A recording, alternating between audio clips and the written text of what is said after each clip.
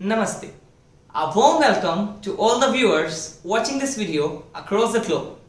And while watching this video, we in India are celebrating our 73rd Independence Day. And as a responsible citizen of the country, we, the team of New Horizon Media Arts, have urged Indian youth to answer some of the questions that are directly affecting their life. So without wasting any further second, let's get started. What are your views on Make in India? Today, it's high time we give opportunity to our own people. It's high time we recognize the talent which is available within our neighborhood, within our cities. It's high time we give a voice to the underprivileged people of this country. Having said that, India is an extremely culturally rich country. The beautiful blend of different culture, different religion, different ethnicity is something which bonds us together. According to me make in India एक बहुत ही अच्छी scheme है हमारी country के लिए, जिससे economy में बहुत ज़्यादा फ़ायदा होगा। क्योंकि अगर हम लोग बाहर से चीज़ों को इंपोर्ट ना करके अपनी कंट्री में हम अपनी चीज़ों को बनाएं तो उससे काफ़ी ज़्यादा फ़ायदा होगा। लोगों को जॉब्स मिलेंगी, लोगों के पास काम होगा, तो इकोनॉमी पर कहीं ना कहीं बहुत अच्छा असर पड़ेगा। मेक इन इंडिया की अगर बात करें तो ये एक बहुत अच्छा कॉन्सेप्ट है भारत सरकार का। और अगर हम भारत में मैन्युफैक्चरिंग करेंगे, भारत में सामान बनाएंगे, तो मुझे उम्मीद है कि इससे रोजगार के अवसर बढ़ेंगे। और ये एक अच्छा कॉन्सेप्ट है मेक इन इंडिया का। उम्मीद है कि इस पर अभी और ज्यादा काम होगा, क्योंकि हमारी जो अभी निर्भरता है दूसरे देशों में, खासकर डिफेंस सेक्टर में, जिसे हम दूर करने की कोशिश कर रहे हैं। छोटी छोटी चीजें हैं जो हम चाइना से इंपोर्ट करते हैं। तो उम्मीद यह है कि जब हम मेक इन इंडिया करना शुरू कर देंगे तो ये जो निर्भरता है हमारी दूसरे देशों पर, ये खत्म होगी और इससे हम आत्मनिर्भर बनने की तरफ आगे बढ़ सकते हैं। I believe this is a very ambitious program launched by PM Modi, and it is a very positive move indeed towards making India manufacturing global manufacturing hub. And another point which I want to highlight is also that by this program there will be millions of job opportunities.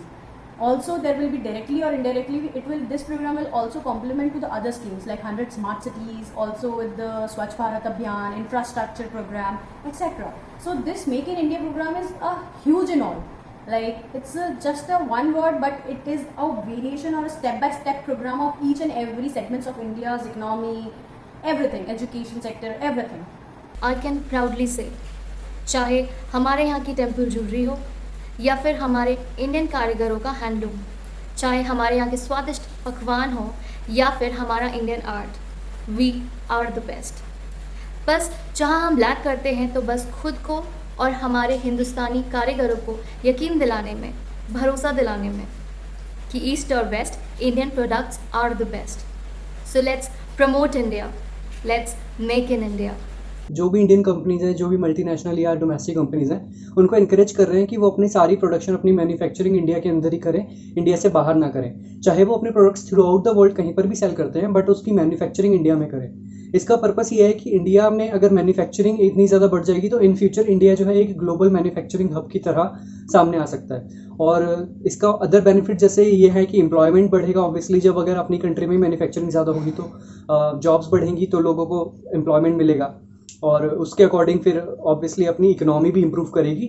So according to me, Make in India is really beneficial for us because through Make in India, not only Indian companies can make their new industries, but also foreign countries can make their new firm, new industries in India, which increases the job facilities for people and also help to decrease the problem of illiteracy. Make in India is really beneficial for our economy and economical conditions, we can say.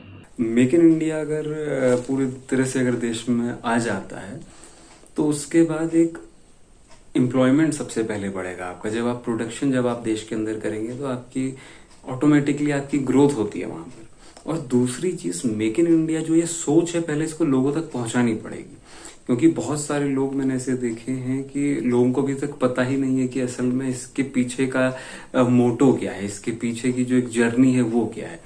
तो लोगों को अगर सबसे पहले वो चीज़ बताई जाए, वो चीज़ समझाई जाए, तो मुझे ऐसा लगता है कि सबसे ज़्यादा बेहतर जो रहेगा वो होगा, ताकि हम मेक इन इंडिया की जो प्रोसेस है उसको और जल्दी और इसी के साथ ही और अच्छे तरीके से हम इसको इम्प्लीमेंट कर पाएंगे। How can a country become Atmanirbhar and its effect on our economy? Make in India और आत्मनिर्भर दोनों एक दूसरे से जुड़े हुए हैं। अगर हम भारत में ही चीज़ों को बनाना शुरू कर देंगे, जो हमारी छोटे छोटे प्रोडक्ट्स हैं, अगर हम उनकी ब्रांडिंग करना शुरू कर देंगे, कहीं की नमकीन मशहूर है, कहीं का चावल मशहूर है, कहीं पर कोई और गुड़ मशहूर है, अगर हम इन चीज़ों को करना शुरू कर देंगे तो हम डेफिनेटली आत्मनिर्भरता की तरफ बढ़ेंगे। हमारी ब्रांडिंग शुरू हो जाएगी, हम दूसरे देशों पर हमारी निर्भरता खत्म हो जाएगी।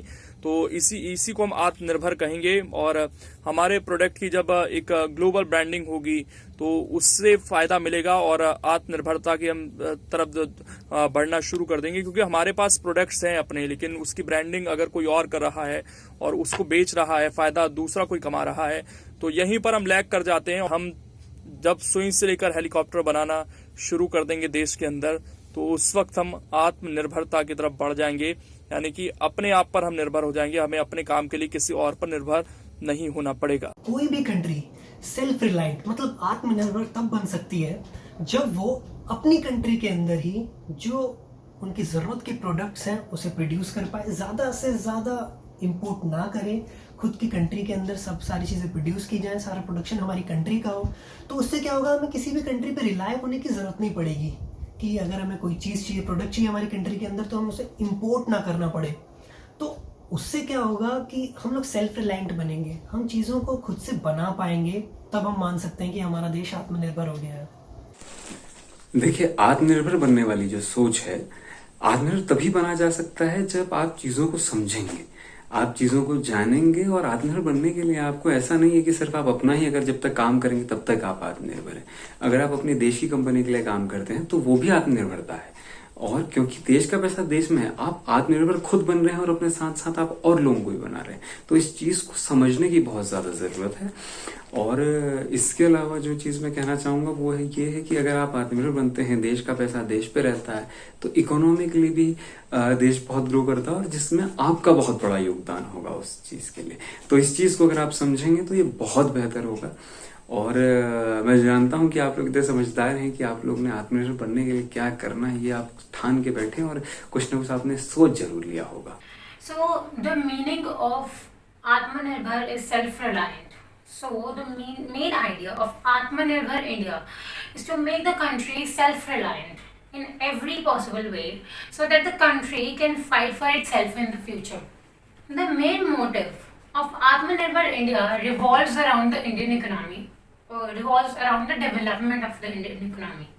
To make India self-reliant, to sustain and tackle any black swan in the future. The main idea is to improve Indian economy through the development in MSMEs and agricultural India. And I'm pretty sure that it is going to work and give our Indian economy a boost. For Atmanirbhar Bharat, I think we Indians have that power to turn any difficult situation into a golden opportunity, right? So this COVID-19 crisis is like our turning point. This is our turning point to be exporters rather than importers. So this is what I want to say. This is what PM Modi wanted to tell us, that right now we are importers. We import things from different countries, but by manufacturing it in India, by doing it everything in India itself, we can also be an exporter. आत्मनिर्भर भारत की शुरुआत हमें हमारे आसपास में मौजूद लोगों से करनी होगी। फिर चाहे एक हस्बैंड अपनी वाइफ को आत्मनिर्भर बनाने से करे या फिर एक वाइफ अपने हस्बैंड को, चाहे पेरेंट्स अपने बच्चों को आत्मनिर्भर बनाएं या फिर बच्चे अपनी फैमिली को। ये फैक्ट हमें हमारे आसपास मौजूद हर हिंदुस्तानी को आत्मनिर्भर बनना सिखाना होगा। ये एक छोटी शुरुआत हिंदुस्तान के बड़े हौसलों के नाम। अगर इंडिया सेल्फ रिलायंट बनता है तो उसका ये होगा कि इंडिया अपने आप पर डिपेंड है हर चीज़ के लिए, यानी कि दूसरों पर या दूसरी कंट्रीज़ पर इंडिया को डिपेंड नहीं होना पड़ रहा। कहने का मतलब है कि अगर इंडिया को कोई भी चीज़ की ज़रूरत है, इंडियन सिटीजन्स को किसी भी प्रोडक्ट की, किसी सर्विसेज गुड्स की ज़रूरत है, तो इंडिया के पास अपने पास हर चीज़ मैन्युफैक्चर हो, हर चीज़ इंडिया में ही प्रोड्यूस हो, इंडिया को बाहर से इंपोर्ट ना करना पड़े, बल्कि इंडिया अपने यहाँ चीज़ें प्रोड्यूस करके उन्हें एक्सपोर्ट कर सके, जिससे अपनी इकोनॉमी पर भी पॉजिटिव इफेक्ट पड़ेगा। In my point of view, a country can become only be Atmanirbhar when they are not taking help from the other countries. So our country become Atmanirbhar only when we are not taking help from the other countries to fulfill our need, to fulfill our requirement. So as I explained that Atmanirbhar Bharat is such a good scheme started by the government. In this scheme, people are doing work by their own without any help. Students are doing more interesting things related to their skills, related to their abilities. So yeah, Atmanirbhar Bharat is such a good scheme for us. Due to this pandemic situation, our country was totally locked down for several months. So how are you getting back to your work? I would say the work in totality has been affected, be it any sector, and now, as we all know, that slowly the work is starting again. The courts are still closed and were totally closed for the month of April. But looking at the urgency to start with the judiciary pillar, the virtual courts started to function in the month of May. The physical courts are still closed, but the matters of bail, settlement, fresh matters, and all the kinds of matters that require immediate hearing are being heard in the virtual courts. As all of you know that due to this coronavirus, we are not able to go outside, and it is really good for our health. But people are continuing their work from home, and not only working people can continue their work, but also students are studying at home. Like taking me as an example, my institute provide me online classes which are really good for me and beneficial for me also. 2020 hasn't been a great year for any one of us. COVID-19 has impacted our lives in a major way. The new normal is wearing your mask, wearing your gloves, carrying your sanitizers, being extra cautious about the places you visit. Having said that, we Indians believe in turning every adversity into an opportunity. And as rightly mentioned by your Prime Minister, that it's time to be Atmanirbhar. That's the reason why the concept of Make in India is gaining momentum. I agree, हम में से कई लोगों ने बहुत कुछ खोया. कहीं किसी ने अपनी जॉब खोई, अपने इनकम का ज़रिया खोया, तो किसी ने अपनों को ही खो दिया. पर कहीं ना कहीं हमें ये भी मानना होगा कि हम में से कई लोग ऐसे भी हैं जिन्होंने इस लॉकडाउन में एक बेहद कीमती चीज़ पाई है. वक्त, अपनों के साथ बिताया वक्त, जो हम इस भागदौड़ पैसे कमाने वाली ज़िंदगी में खो चुके थे, वो हमें मिला है. काफ़ी सारी जो फील्ड्स हैं उनके जो काम है बहुत तरीके से रुक गए थे और इकोनॉमी बहुत ज़्यादा डाउन आ गई थी. पर मेरी एक ऐसी फील्ड है, I am a film maker. So basically मैं सारा काम करता हूँ पोस्ट प्रोडक्शन का. तो पोस्ट प्रोडक्शन का काम हम लोग घर पे बैठ के भी आराम से कर सकते हैं. तो अगर मेरे हिसाब से देखा जाए तो मेरी फील्ड के अंदर मेरे काम में इतना ज़्यादा कुछ इफ़ेक्ट नहीं पड़ा, बल्कि काम जो था काफ़ी ज़्यादा बढ़ गया था हमारी फील्ड में. ज़्यादा हमें कुछ इफ़ेक्ट पड़ा नहीं उस चीज़ का. और जैसे हमारा नॉर्मल काम चल रहा था वैसे भी अभी भी चल रहा है. अनलॉक जैसे हो रही धीरे धीरे चीज़ें, तो उसके बाद काम थोड़ा सा और अच्छी तरीके से होने लगेगा. सभी की लाइफ्स में मतलब काफ़ी ज़्यादा इम्पैक्ट हुआ है. बट जैसे जैसे धीरे धीरे सिचुएशंस नॉर्मल हो रही हैं तो we are getting back to our lifes. हमारा तो बेसिकली फोकस ये रहता है कि हम most of the times prefer करें कि हम वर्क फ्रॉम होम करें, क्योंकि अभी भी प्रॉब्लम कम्प्लीटली सॉल्व नहीं हुई है. काफ़ी सिचुएशन अभी क्रिटिकल ही है. तो हम जो है ज़्यादातर टाइम वर्क फ्रॉम होम करते हैं. बट अर्जेंट सिचुएशंस में अगर हमें बाहर जाना पड़े तो हम गवर्नमेंट की जो गाइडलाइंस हैं उन्हें प्रॉपर्ली फॉलो करते हैं, जैसे मास्क पहनना, सैनिटाइजर्स कैरी करना और सोशल डिस्टेंसिंग मेंटेन करना. पिछले 5 महीना ये कोरोना पेंडेमिक से लॉकडाउन चल रहा है और ख़ास करके ये सुंदरबन एरिया का मैक्सिमम माइग्रेंट लेबर है. तो सब कोई अपना धंधा पानी सब किसी बंद हो गया. इस सिचुएशन में अभी यहाँ पे ये एग्रीकल्चर बेस्ड एरिया है, इसीलिए एग्रीकल्चर का ऊपर फोकस करना चाहिए और कुछ स्मॉल बिजनेस या स्मॉल इंडस्ट्रीज़ का ऊपर फोकस करना चाहिए, क्योंकि यहाँ पर खाना पीना नहीं मिल रहा है. हम पहले ही बोला कि यहाँ पर सब तो माइग्रेंट लेबर है. कोई चेन्नई, मद्रास, दिल्ली, कोलकाता, ये सब एरिया में ये लोग रोटी रोजी के लिए जाना पड़ता है. फिलहाल तो सब घर वापस आना पड़ता है, नहीं है कुछ. और तो यहाँ पे स्मॉल इंडस्ट्रीज़ या स्मॉल बिजनेस और ख़ास करके वो एग्रीकल्चर का ऊपर फोकस करना चाहिए. जर्नलिस्ट तो लगातार काम पर थे, काम कर रहे थे. एसेंशियल सर्विसेज में हम आते थे, लेकिन फिर भी अगर अनलॉक की बात करें, जो पेंडेमिक का असर है वो बहुत ज़्यादा है. और रही मेरी निजी राय तो ज़रूर हम पर भी इसका असर पड़ा है, मीडिया सेक्टर पर भी इसका असर है. लेकिन उतना ज़्यादा नहीं है क्योंकि हम लोग लगातार काम कर रहे थे, लेकिन मीडिया सेक्टर में भी बहुत सारे लोगों की नौकरियां गई हैं, तो डेफिनेटली असर पड़ा है। लेकिन जितना और सेक्टर्स पर असर पड़ा है उतना मीडिया सेक्टर पर असर नहीं रहा है इस लॉकडाउन का। I don't know how I'll be going to work, but as soon as I am right now, I'm doing work from home, and I think it will be long till September or October. So I guess going to office, it will be like how I'll enter. There are so many questions arises in my head, like how I'll go to work. I'll be taking my own vehicle, or I'll be taking a cab, or maybe how I'll enter the building, right? How I'll enter the building. So there will be somebody, there will be like I'll be sitting next to my colleague, or there will be social distancing in everywhere. So there are many questions in my mind, and I don't know. I'm still working from home, and I think I'm from till October or November I'll be still at my hometown. So working from here only, working remotely. काम पे वापस जाने की बात जितनी मैं कहूँ as a startup founder, अगर मैं उस चीज को देखूं तो मुझे ऐसा लगता है कि डिजिटल इंडिया जो कॉन्सेप्ट आया था, जो वो चीज बहुत अच्छी है कि डिजिटली बहुत सारी चीजें हो जा रही हैं और बहुत आसान हो रहा है काम कर पाना। बाकी काम पे धीरे धीरे वापस जाएंगे क्योंकि जिंदगियां तो रुकती नहीं है, और जिंदगी अगर रुकेगी नहीं तो चलानी भी है, अगर जिंदगी रोकनी नहीं है ना तो तो इसके लिए कुछ चीजें जरूरी हैं जो आपको करनी चाहिए। और बस मैं यही कहूंगा कि काम पे जाना शुरू कर दीजिए, या जितना घर से काम हो सकता है, क्योंकि अभी तक मेरा घर पे ही काम चल रहा है और डिजिटली काम कर रहे हैं फिलहाल तो, और डिजिटली हम काम में पूरी तरह से वापस आ चुके हैं और लग रहा है कि हाँ बहुत जल्दी चीजों में बहुत सुधार हो जाएगा और इसके बाद हम बहुत आगे जाने वाले हैं। There are so many countries in the world. What makes a country different and unique from others? Today, India is noticed by the entire world. Today, we are no more a country which is known by only elephants and snake charmers. Today, we are on the world map. We are known because of our IT, of the intelligent brains that we produce in our country. We are, known globally for our defense forces. We have amazing institutes, one of the, world-class institutes.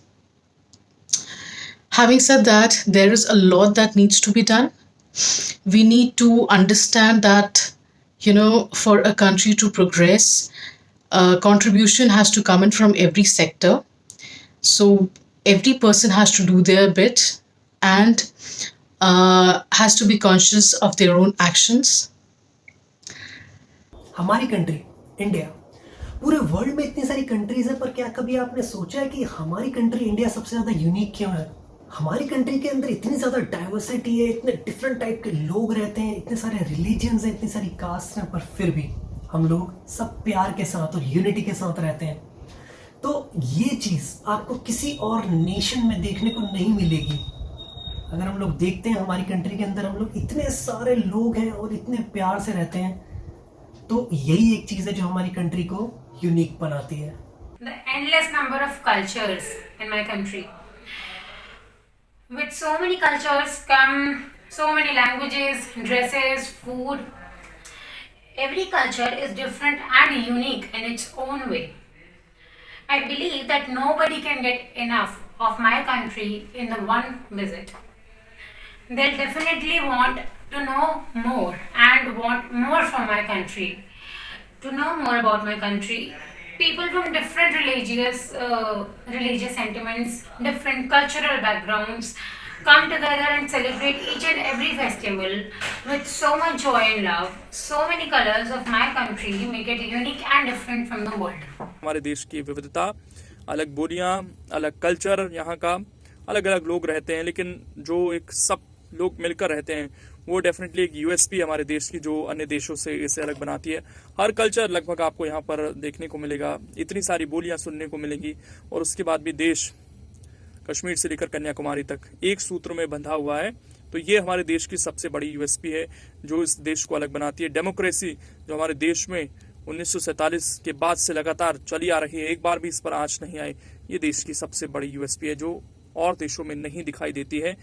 संस्कार, जी हाँ, जो संस्कार आज हम में हैं, कल हमारे पूर्वज में थे और आगे आने वाली पीढ़ियों में भी रहेंगे। हम हिंदुस्तानी चाहे दुनिया के किसी भी कोने में चले जाएं, पर हम हमारे संस्कार कभी नहीं भूलते। शायद वही हिंदुस्तान को बाकी दुनिया से अलग बनाता है। इंडिया में इतने इन्वेंशंस हुए हैं जैसे कि zero, chess the game has been invented in India, and algebra उसका भी आविष्कार इंडिया में हुआ है। और इंडिया के कल्चर, यहाँ के लोग, यहाँ के ट्रेडिशंस जो मोस्टली मतलब टोटली यूनिक हैं बाकी वर्ल्ड से।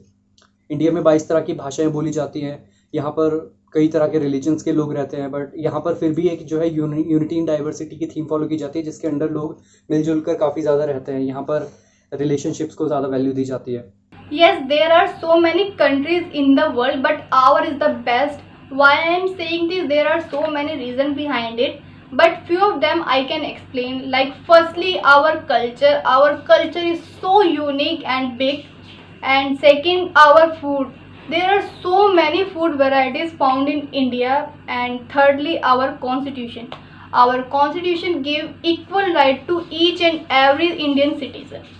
मेरा इंडिया का एक खासियत है ये कि यहाँ पर बहुत सारा भाषा का लोग रहते हैं। यहाँ पर डिफरेंट ड्रेसेस है और डिफरेंट लुकिंग है, और पहाड़ से नदिया तक each and everything is there.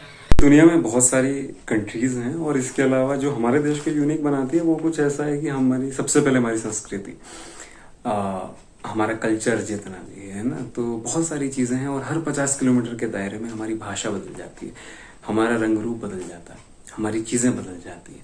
तो ये चीज़ है जो हमें सबसे ज़्यादा यूनिक बनाती है, और बहुत कुछ ऐसा है जो हमें सीखने को मिलता है। और बस यही सब है जो हमारे देश को यूनिक बनाता है। और आप हैं हमारे देश में, जो आप लोग रहते हैं, इस देश को यूनिक बनाने में सबसे बड़ा हाथ जो जाता है वो आपका जाता है। What is the meaning of independence according to you?